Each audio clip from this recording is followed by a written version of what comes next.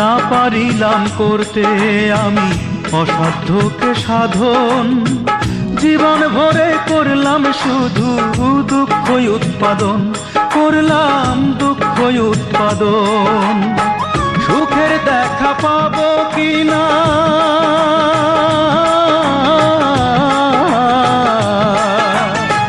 সুখের দেখা পাবো কিনা সেও তো নাই। আমার জীবন হইল দুঃখ কষ্টের বিরাট কারখানা, আমার জীবন হইল দুঃখ কষ্টের বিরাট কারখানা।